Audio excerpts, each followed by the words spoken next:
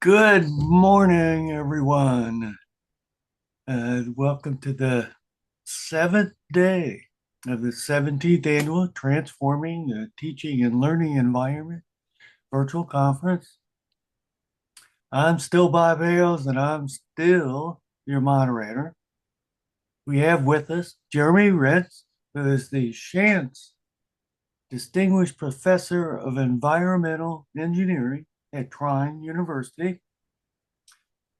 He supports student learning by being transparent, using exceptional slides, not those old regular slides, but exceptional slides, and getting out of the way so students can do some work in the classroom. In professional development, Jeremy champions these teaching tools and other practical strategies by facilitating faculty discussions and workshops wherever students are striving to improve student learning. That's great. And Jeremy's going to talk to us about Supercharge slide deck for student learning. Jeremy, it's all yours. Thank you again for the invitation this year, Bob. It was nice to do a session or two last year. Thank you all for joining me live here while we talk through these slides, and thank you to anyone that watches the video later on. Um, if you have questions towards the end, we may or may not run out of time, but my email address there, rentsj@trine.edu. I'm always open for discussion. Send me a message. I can send you a lot of different materials if you find any of the information today enlightening. All right, there we go. Um, I do have a handout if you'd like to follow along for all of my classes, for all of my professional development sessions. I like to use a physical handout for students and faculty to take notes. Today, since I couldn't get this to you ahead of time, if you click the link, it's here on the slide and it is also in the text chain. It will force you to make a copy on Google if you have a Google account. And if you are one that likes to take notes while you follow along, there are some images that can help you with your note taking today. And then at the end of the session, I'll come back and I'll try to explain why I linked the handout and the slides together. So take a second or two if you want to go grab that note-taking device. Again, the link is also in the text chain.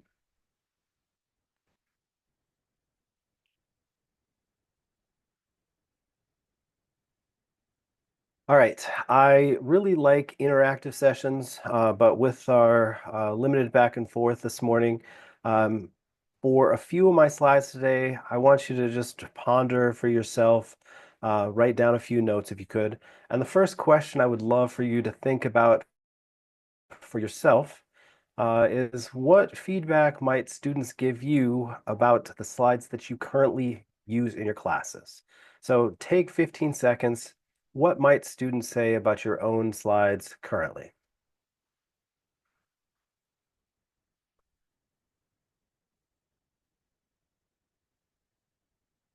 I know, hopefully they've got great things to say, but there might be one or two areas that you could probably make improvements on.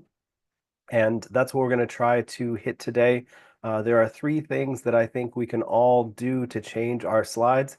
And as we go through this today, one of the things I want to try to show you is that you can make these changes fairly quickly, and it's not necessarily going to be a gigantic burden.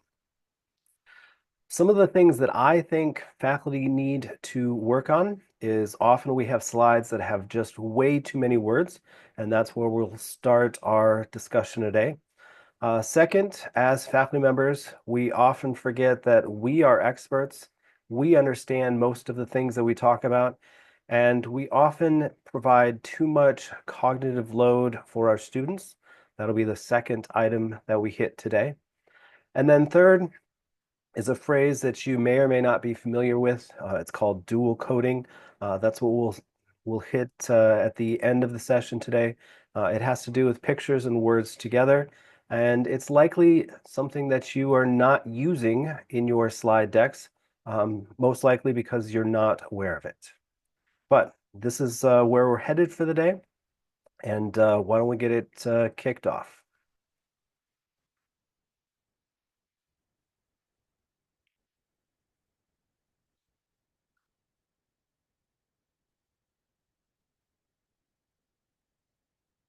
All right, my bet for most of you is that as you read that last slide, you spoke the words in your head.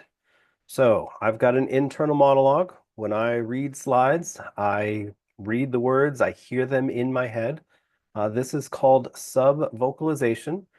And most people that I encounter in higher education have that internal monologue. They hear words in their head. It's often 75 to 85% of the audience or more. The folks that don't have that internal monologue are most often speed readers. So if you happen to be a speed reader, there's a chance that you don't actually hear those words in your head and you don't do subvocalization. But again, most of my audiences, most of my students do have that internal monologue, and anytime they read, they hear the words in their head. Now, what does this mean for us as we develop slides? Well, we got to make sure we don't have slides that are too wordy, like this one that I tried to use 20 years ago in some of my first classes when I was a beginning teacher. There are just too many words here, and you shouldn't even try to read them because these are things that you don't care about today. But imagine a student trying to read this slide. He's got this internal monologue going, and I'm trying to speak at the same time. It just doesn't work. All right, so one of the things that we need to be cognizant of as we build our slides is that we want to make sure that we limit the number of words so that our students have time to read the words that are on the slide so they can listen to their internal monologue. And then once they're done reading, you and I can start speaking about the important things that we want to talk about, and the students can then focus on what we have to say.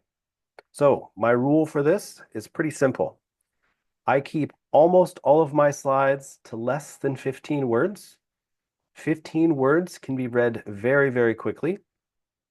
It allows the students to read, hear their internal monologue, get done with the words on your slides very, very quickly, and then you and I can go on to the learning, the discussion that we desire for that particular slide. Now, there is something that you have to remember here.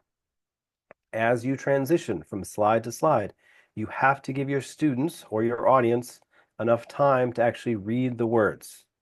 You're going to find today, sometimes I do that, sometimes I don't. Every once in a while, my ADHD gets in the way and I forget to give people time to read the slides.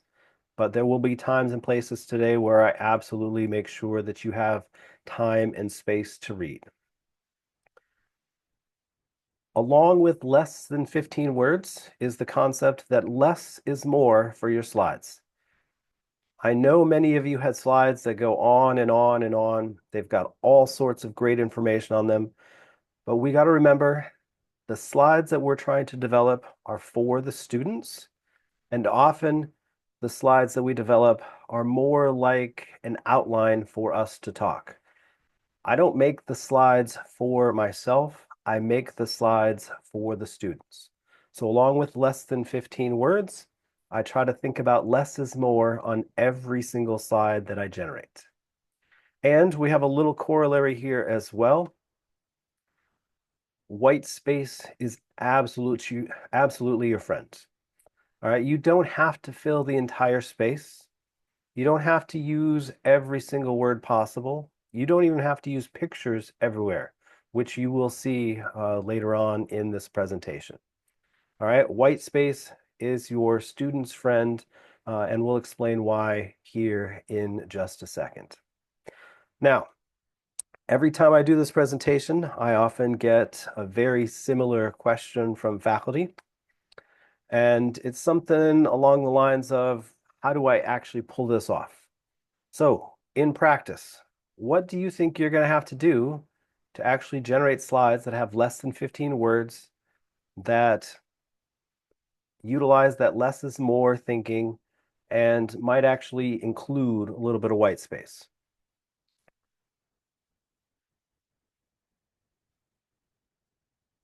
Hopefully, you were thinking about splitting your wordy slides.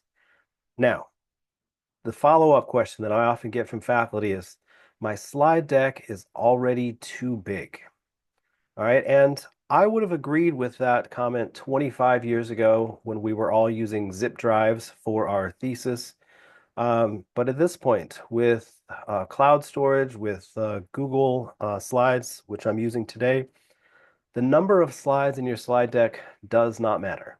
You're going to notice that I am flying through 75 or 80 slides today, but when they're as simple as the ones that we've shown you, students, your audience, they can digest them quickly, they understand them quickly, and we can move on to the next idea very, very quickly. So, one of the early strategies that I have for you, take a slide that you already have, figure out how many of the parts are really important, and if you have to split one slide into 3 slides, it'll take you no time to do that. Make sure you got less than 15 words. Make sure you've got concepts that make sense to your students. And you can already use the slide decks that you have to make better ones simply by splitting the wordy slides. Now, the first part today is all about having too many words, taking advantage of that sub-vocalization that students have. But the split wordy slides and the less than 15 words is also important from a cognitive load perspective. So I'm going to talk about cognitive load theory very, very quickly. I am not an expert here, but I want to make sure that anybody that has not heard about this before has a brief understanding. Cognitive load theory tells us that students only have a certain amount of brain capacity that they can use when they are in our classes. And when I say brain capacity, I mean the ability to do any bit of thinking or existing in your class. Cognitive load has 3 parts: the intrinsic load, the extraneous load, and the germane load. And all 3 of these have big parts they play in our individual classes. We'll start with the intrinsic load. The intrinsic load is simply the mental capacity that students have to bring to your class because of how difficult the subject matter happens to be. My undergrad degree was chemical engineering. I took a few classes that were fairly interesting, some biochem classes, some organic chem classes. I took some higher ed math, differential equations, um, some really challenging subjects. And in those classes, simply understanding how difficult the material was took up a big chunk of my brain. Contrast that with some of the classes that I absolutely enjoyed, some of the environmentally focused classes, and the intrinsic load is very different between those 2 classes. So one of the things that you have to think about as you build your slides is how inherently difficult is my topic today? Is today more difficult than last week? My slides should probably reflect that a little bit. Is my subject more difficult than some of the other subjects in the discipline or in the chain that students will take? You should probably ponder that as you are developing your slides. All right, the second thing that cognitive load incorporates is the extraneous load. And this is all of the work that your brain has to do to deal with all of the outside distractions. And we all know that students have plenty of outside distractions, whether it's the cell phone, whether it's their personal life, fight with a boyfriend or a girlfriend, family concerns. In our current political climate, there are all sorts of extra things that our students are thinking about, pondering. all of that work that they're doing to think about those things, worry about those things, have anxiety about those things, all of that is stealing their ability to think in your classroom. And we don't want our slides to provide any extraneous load, even beyond what our students are already dealing with. Again, I got ADHD. My daughter's got ADHD. So, the classic example of, squirrel, we're looking out the window. But it is so much more than that when it comes to your students in your classes. And we don't want our slides to provide any extra extraneous load. And finally, cognitive load. Um, as the germane load. This is actually the thinking that we want our students to do in our classes. This is them building new schema. This is them developing new ideas. This is them building neurological connections. This is them learning your material in the context that you're providing. This is where we hope our students are using most of their cognitive load. But as you just saw, difficulty of your class, all of the extra stuff that students are thinking about, there often isn't much left for the germane load. So you're going to notice my slides are stripped down. My slides are basic. My slides are simple, primarily because I want to make sure that when my students are looking at a slide, they have nothing extraneous and they've got something very simple for them to think about, for them to focus on. And hopefully there's enough germane load left that they can deal with the information on my slides. All right, so to bring that all together again, cognitive load theory has these three different ways that our brain is using our brain capacity. And we want to try to use our slides to exploit, diminish, reduce the different parts of our thinking. And, that's what we're ultimately trying to do here to help our students in our classrooms. And then a few examples just to show you how ridiculous some slides can be. I stole this particular slide from the web. I cannot take credit for generating it. But A, look at how many words it has. B, look at all the extra stuff. C, I think it's kind of difficult. We got pictures, we got quotes, we got a definition, we got a second definition, and then maybe there's something at the bottom that tries to explain something. There's just way too much going on here. The slide itself is the extraneous load. The slide itself maybe has some intrinsic load problems, and we want to make sure that when we generate our slides, we're thinking about our students and we try to minimize those things as best we can. Here's a second example where I think there's just way too much going on. And, I appreciate that there's a picture in the lower right-hand corner, but it's kind of small. It's hard to read. That in itself is making it hard. We've got some integrals here. I took high-end math, and even some of these equations are causing me concern. On top of that, we've got three bullets with some words. This slide's got a lot going on, and it's certainly not helping our students. And then my third example here is a slide of my own. I used this again 20 years ago, trying to teach students about the dangers of mercury in their lakes and rivers. Um, it's hard to read, it's hard to digest. And then, I got a nice big picture here, but I don't actually explain anywhere in the slide how the picture fits in. I chose this picture because tuna, large fish, often have mercury in them. This is why you might be exposed to mercury, but I didn't even explain it in the slide. So again, we got a lot going on here, doesn't help the students, and we can do a much better job um, by implementing a few additional strategies. And my number one strategy, the number one thing I try to think about whenever I'm making slides is I try to think about slides as a billboard, right? You're driving down the highway, 75 miles an hour. Your spouse is a little hangry. Your kids are fighting in the back. You really need to find some place to eat. You can read the Panera sign. You can see that it's coming up. You can read the exit number, and Panera is there to save the day. We also want our students to be able to read slides as easily as you can read a billboard. Remember, they've got all sorts of things floating around their head. We want to make sure they grab what they need from your slides as quickly as possible.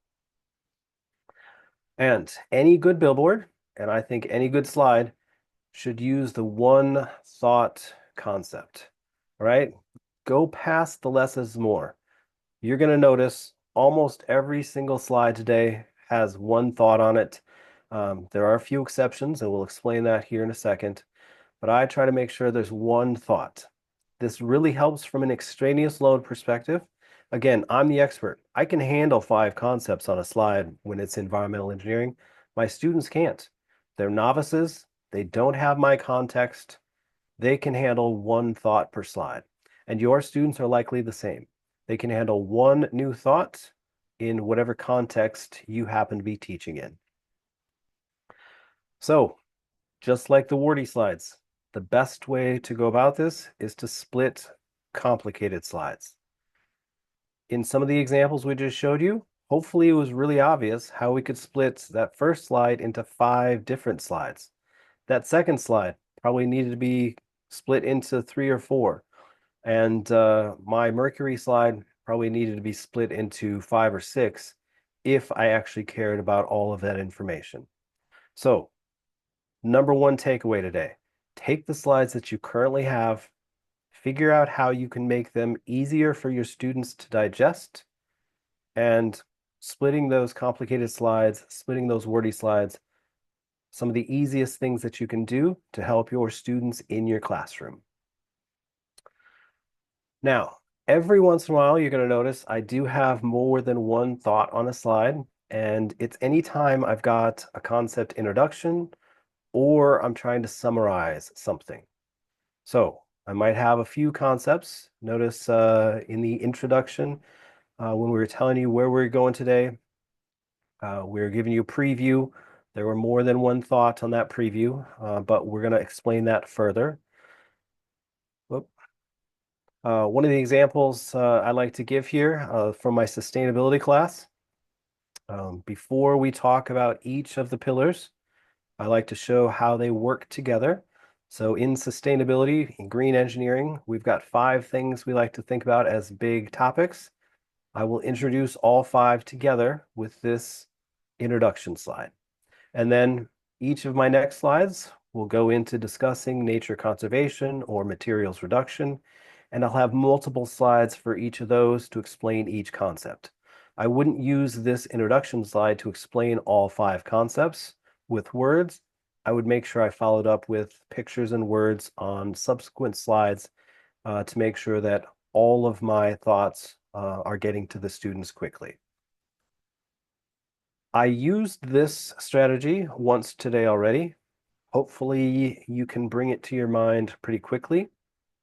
I used it for the cognitive load discussion. We gave you all 3 concepts up front. Then we spoke about each in turn, and then we brought each of the 3 graphics back at the end for the summary.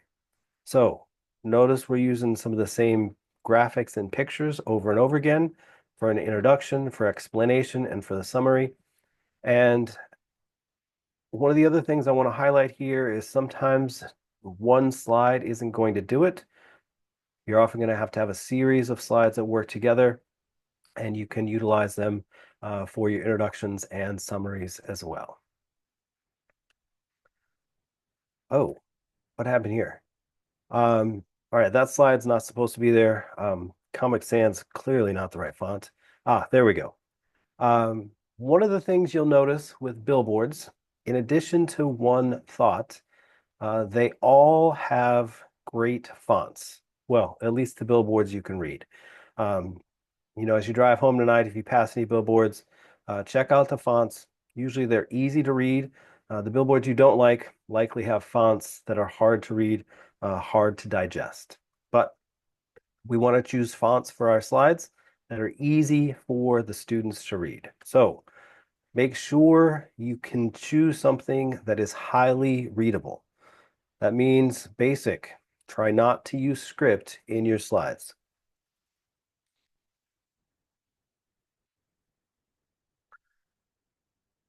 I love some of these decorative fonts for cards and other things, but not for slides.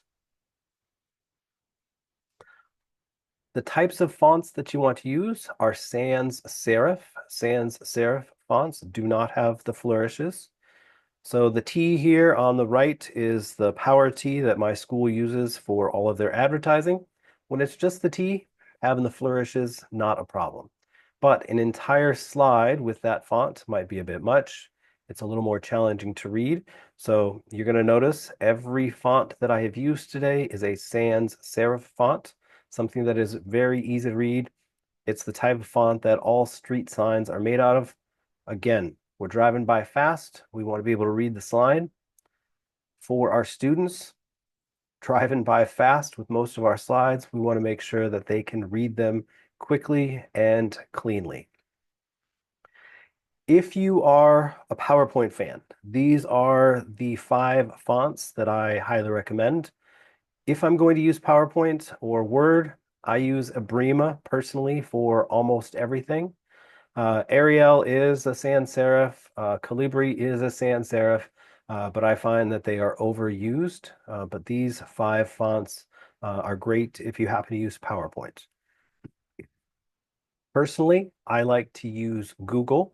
And one of the things I love about Google is the plethora of fonts that they have. They've got over 150 sans serif fonts.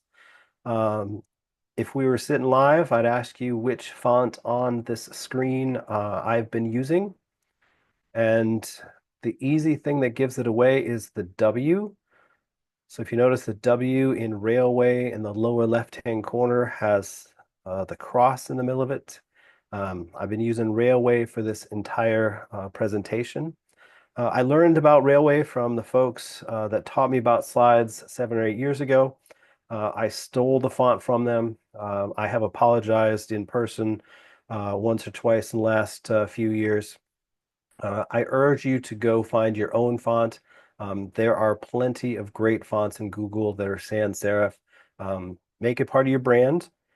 Use it for all your slide decks, and it'll be some consistency that your students appreciate.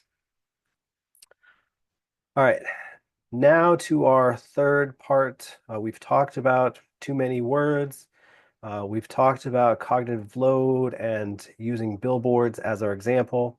The third thing that I want to talk about today is how to use images, graphics, anything visual to help your students learn whatever it is you happen to be teaching about. And there's a couple of different things that images and graphics can do for your students and can do for your slides. First up, I think a great picture can provide perfect context for your students. And the story I like to tell here is about my first years as a teacher. I teach environmental engineering. I teach about drinking water treatment, wastewater treatment, hazardous waste cleanup, sorts of things that nobody really understands until they've actually taken classes or they have visited wastewater treatment plants. I used to write all of my notes on the board, just words, words, words, equations. And I never showed students any pictures of any of the things that we were talking about.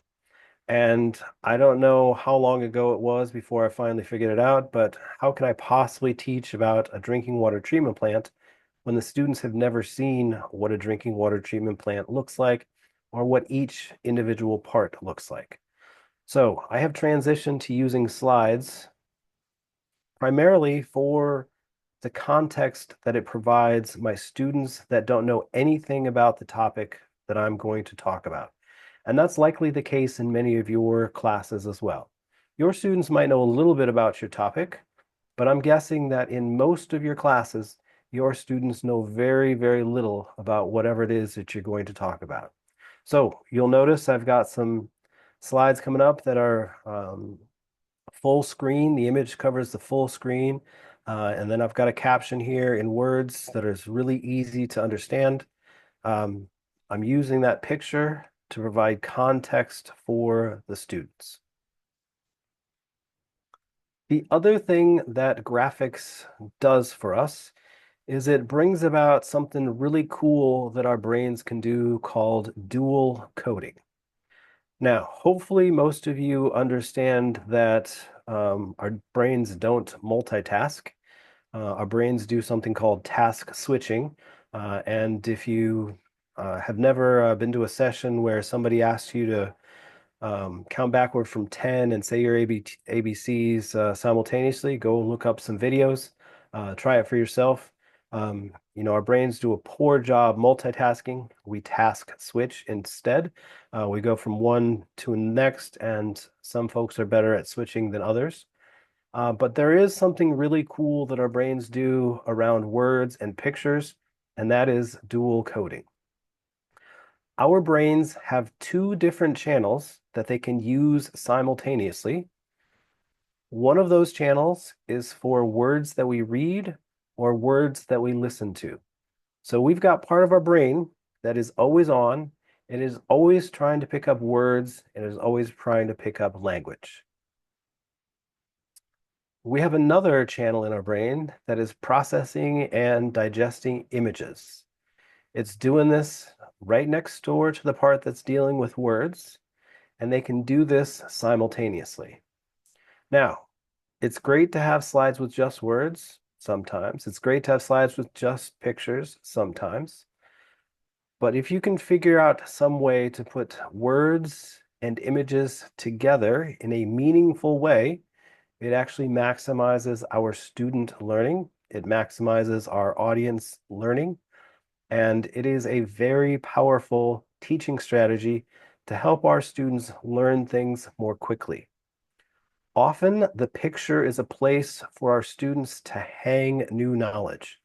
Their brain can bring up the picture pretty quickly, and then they start bringing the words to the picture. So this is a very constructive way to get students to build new knowledge.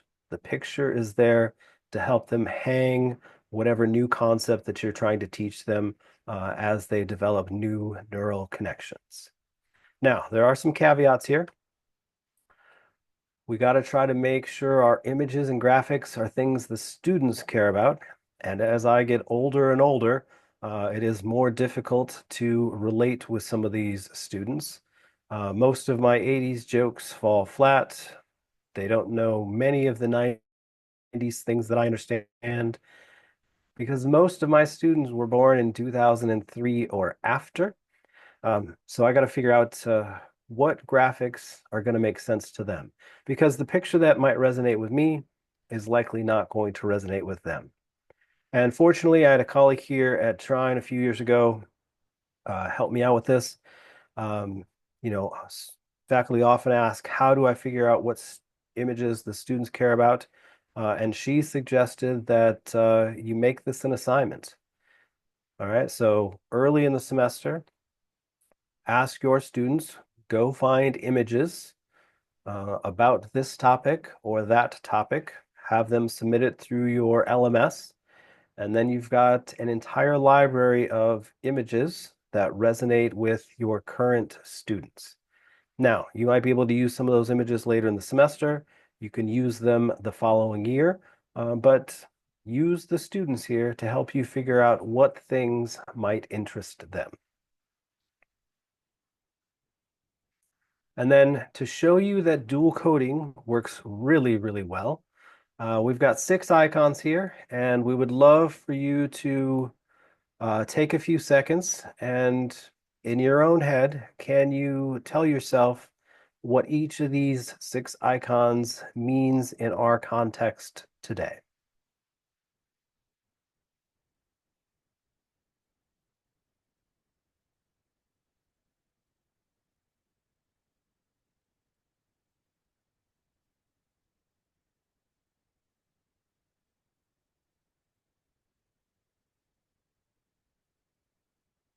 All right, I know that silence was painful. It was 15 seconds.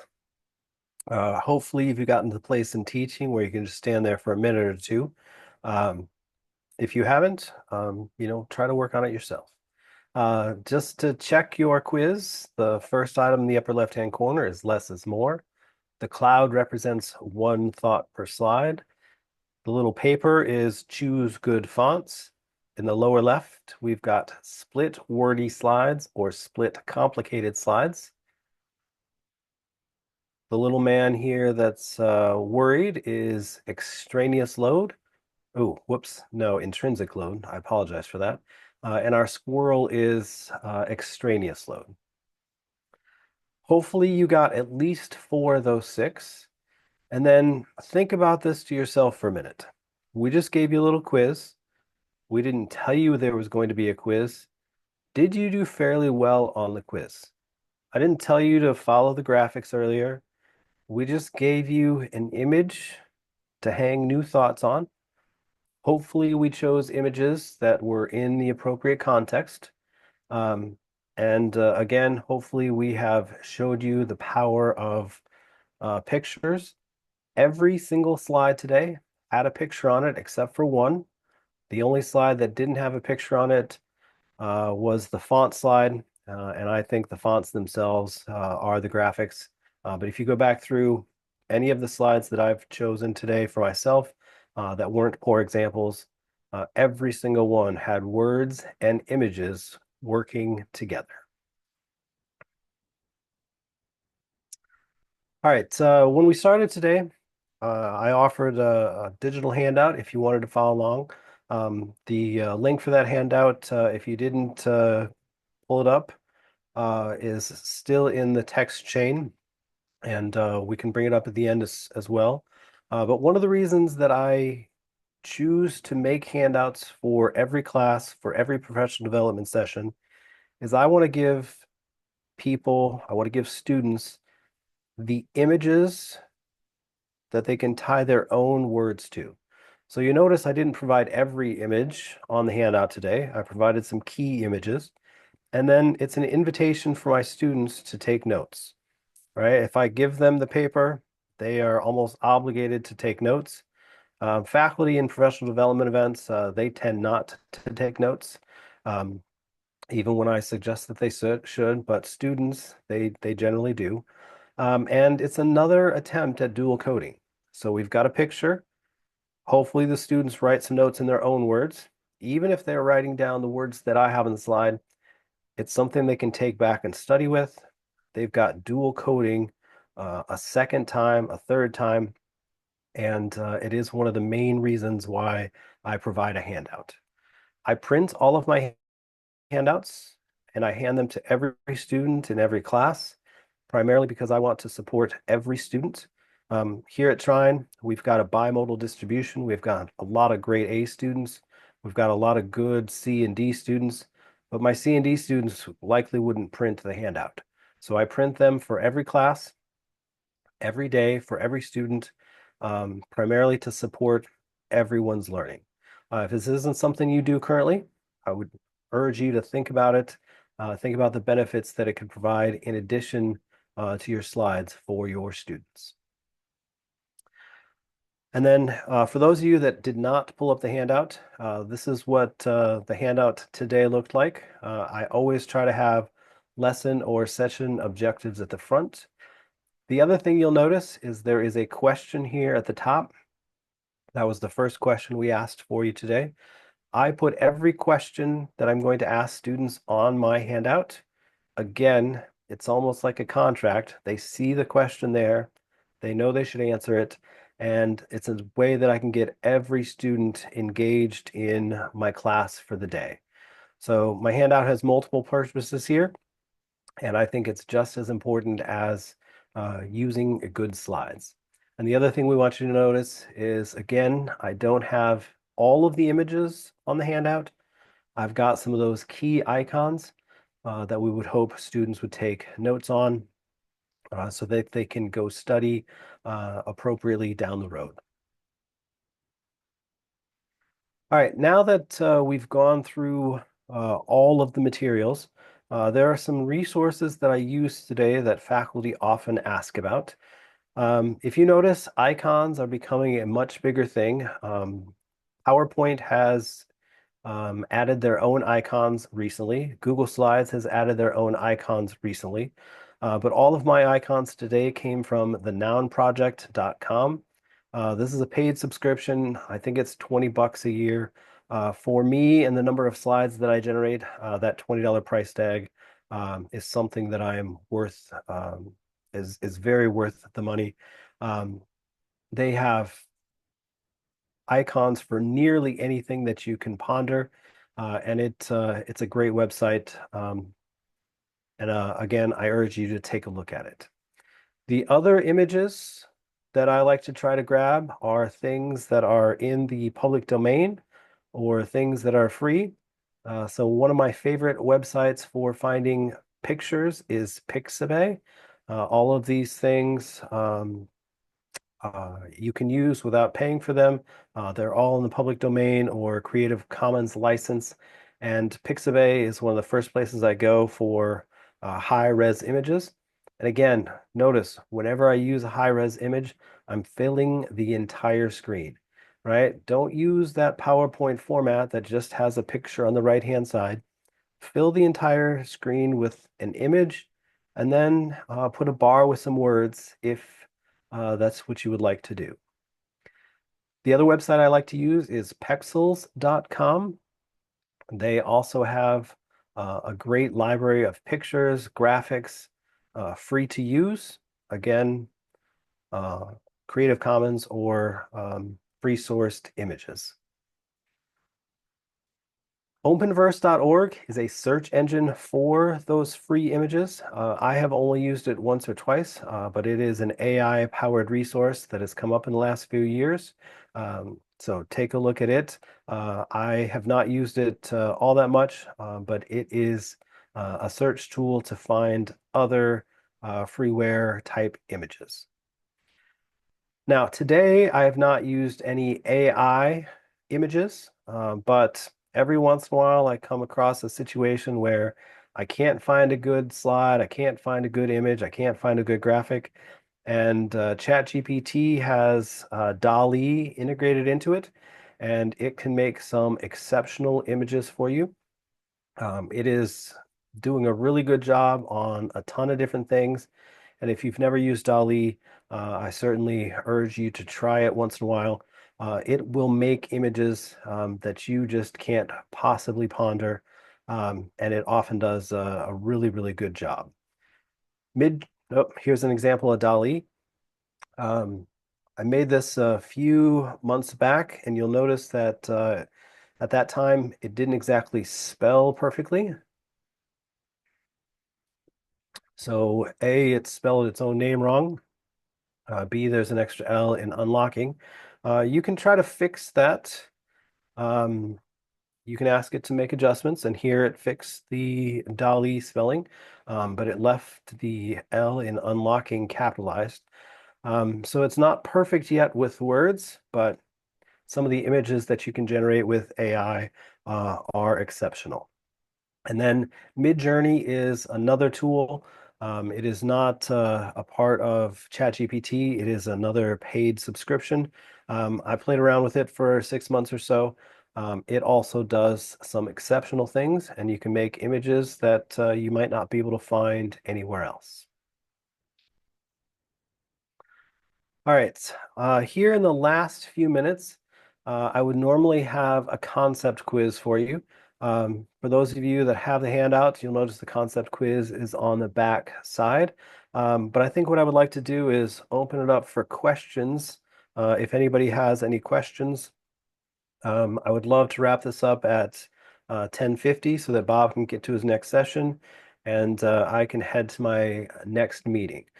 So before we get to questions, I got one last question for you.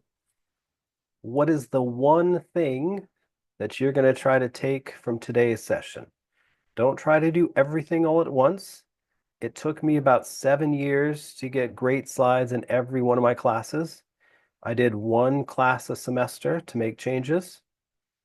But what is the one thing that you're going to get started on today? And with that, I would love to take any questions that anybody might have.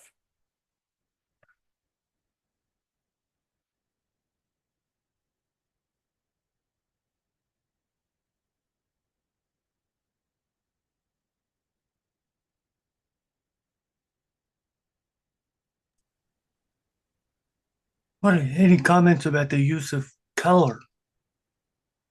Did anybody notice that my slides today were black and white? Did anybody have any problem with my slides being just black and white? Uh, I try to use basic color schemes. I will use pastels often as my background, so maybe a light pink, a light blue. But my font colors are either black or navy, something really, really dark. Um, Less is more, and generally people do not complain about the lack of color. Somebody just asked about dark mode. I do notice that a ton of my students have their computers in dark mode. If you want to do a black background with a white text, it is certainly a great option.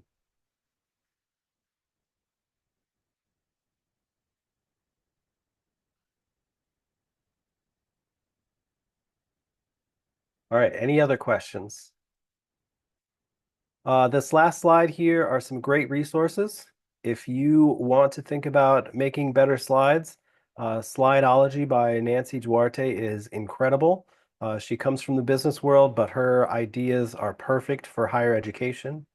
If you want to know more about cognitive load, the Oliver Lowell book is actually dual coded itself, and so is the dual coding book on the right-hand side. Each of these resources does a great job using images and words to convey their messages. What about the use of multimedia, like sound and animation and so forth? All right, so sound and animation, I try to leave out. Um, for animation, maybe I'll have something slide in like a contaminant once in a while. Um, for sound, I want to make sure that sound is perfectly integrated into whatever I'm doing for the class. If it's just there as a ding or something extraneous, for me, it's a distraction, and I'm trying not to distract my students. I'm trying to get them as focused as possible on the material that we're trying to discuss for the day. But great question. I know there was a time in the 90s and the 2000s when PowerPoint added all sorts of animations. Um, I know there's some other programs out there that have all kinds of slide transitions. For me, it's just extra stuff that gets in the student's way.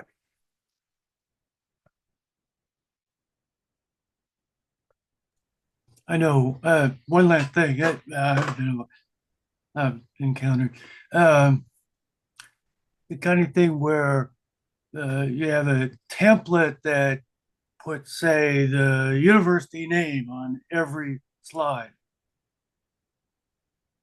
So, this is often a question I get. I work. I'm helping plan the National Teaching Professor Conference. And places like that, they always have a format that they like to use. Um, I am confident enough in my abilities, and I have been working at places long enough that I'm generally not worried about using the templates provided. Now, I haven't exactly had my hand slapped yet, and hopefully you're not going to get your hand slapped yet either. I would use that slide background for the university on the first slide, on the last slide, as a reminder, as you get started. But once you get into the nitty-gritty details, I would not worry about using the templates. It's just extra. If you want to include it, that first slide, your last slide, your thank you, your acknowledgments, a great place to remind people where you are. But most of the time, those intermediate slides, the bulk of your presentation, the bulk of your class, I would not worry about using the templates. Unless it's before the short attention span organization, right? Yes. Yep. Well, I think we're out of time, Jeremy. All right. Thank you again, Bob. Eh, Hopefully we see you next year. Yeah, definitely. I tell you, this is exactly what I like. All kinds Excellent. of good things people can take away and implement. And Excellent. I'm with you. I've sat in so many PowerPoint presentations. Within a minute, I'm struggling to stay awake, or the person using the slides as their notes, and they simply read Of every bullet course. point on the Of course. slide. Oh my God, I want to shoot myself. Yep, that's the first slide. Yep. All right. Well, you have a great day today. Okay, thank you all. Hopefully, see folks at the